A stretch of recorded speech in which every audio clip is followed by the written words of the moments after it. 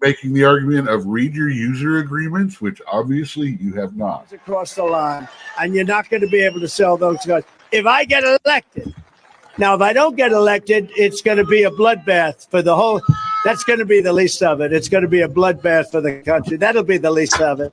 But they're not going to sell those cars. They're building massive factories. A friend of mine that comes across the line, and you're not going to be able to sell those cars. If I get elected, now if I don't get elected, it's going to be a bloodbath for the whole. That's going to be the least of it. It's going to be a bloodbath for the country. That'll be the least of it. But they're not going to sell those cars. They're building massive factories. A friend of mine that comes across the line, and you're not going to be able. He said it's going to be a bloodbath if he don't get elected. Dang. He might be right, too. And it may not necessarily be that he's inciting that, like really necessarily. It may just be a result of the state of affairs. But that's pretty horrible for him to say that, you know. Good guys, bad guys, everybody, they're gonna say they cheated, they stole the election from him again. So we're gonna tear some stuff up. January 6th gonna look like a walk in the park compared to it. Scary times, scary times. It says, this is ridiculous.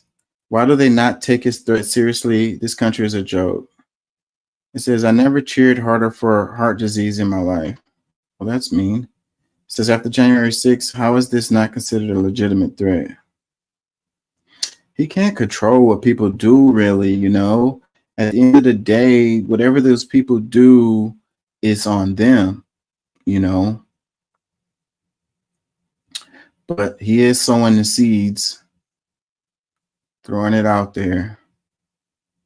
Scary, scary times, man.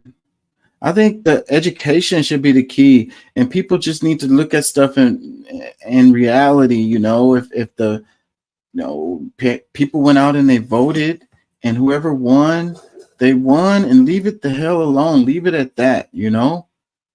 How did we get here where we don't even trust our elections no more? We might as well be a third world. I don't even like that phrase, third world country, but we might as well be a country that we consider as corrupt, that doesn't have free and fair elections.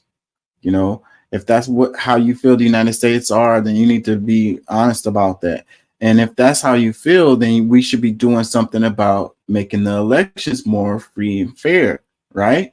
I don't understand how you can have a situation where people are saying, the election was stolen, and then you don't do anything to improve the system.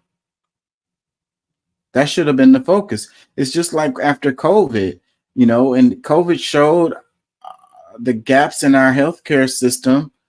Then the focus should have been on improving our system. So whenever the next thing comes around, we're better prepared for it. But we have such a short memory,